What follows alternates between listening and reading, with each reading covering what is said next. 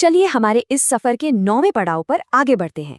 आज हम एक ऐसे सवाल पर बात करने वाले हैं जो पेरेंटिंग की राह में हम सबके सामने आता है कि हम अपने बच्चों को सच में मजबूत कैसे बना सकते हैं।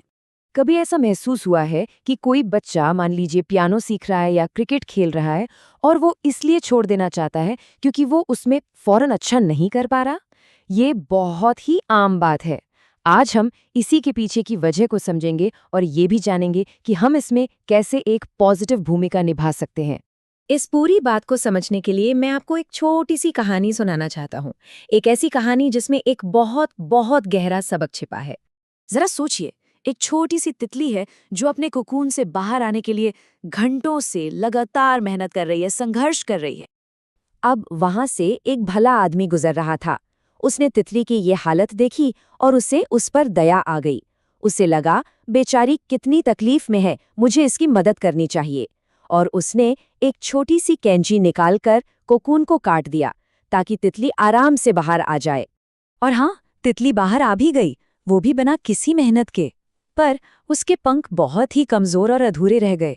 वो तितली अपनी पूरी जिंदगी में कभी उड़ी नहीं पाई। उस आदमी की मदद ने अनजाने में ही सही उसे अपाहिज बना दिया था। तो यहाँ सीखने वाली बात क्या है? वो संघर्ष, वो तकलीफ बेकार नहीं थी।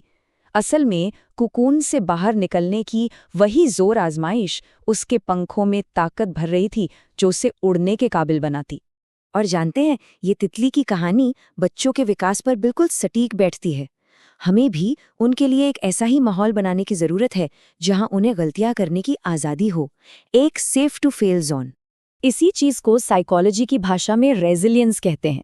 मतलब मुश्किलों से टकरा कर, गिर कर फिर से उठ खड़े होने की हिम्मत।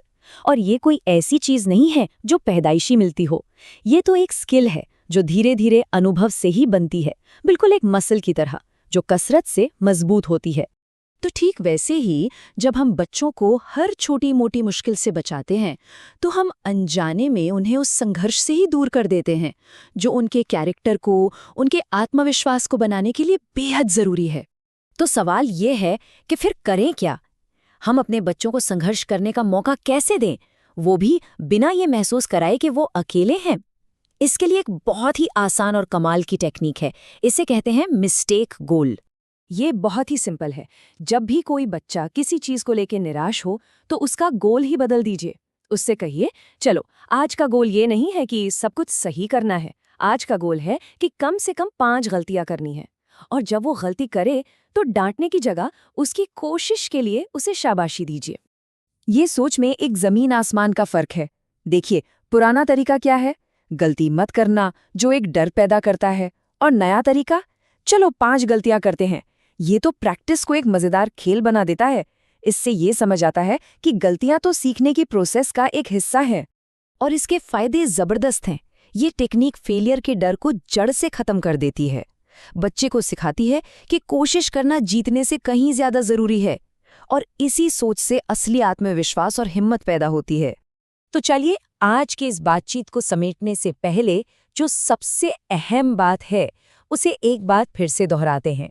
देखिए, सबसे जरूरी बात यह है कि बच्चों को उनके हर छोटे मोटे संघर्ष का सामना करने देना जरूरी है। असली विकास, असली ताकत जीत हासिल करने में नहीं है, बल्कि उस जीत के लिए बार बार कोशिश करते रहने में है। और इसी ख्याल के साथ आज की चर्चा यहीं समाप्त होती है।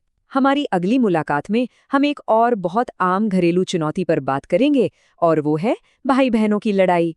हम एक ऐसी कमाल की टेक्निक पर बात करेंगे जो हमें जज की कुर्सी से हटाकर बच्चों को मिलकर प्रॉब्लम सॉल्व करना सिखाती है। हमारे साथ बने रहने के लिए आपका बहुत बहुत धन्यवाद। अगली बार मिलते हैं।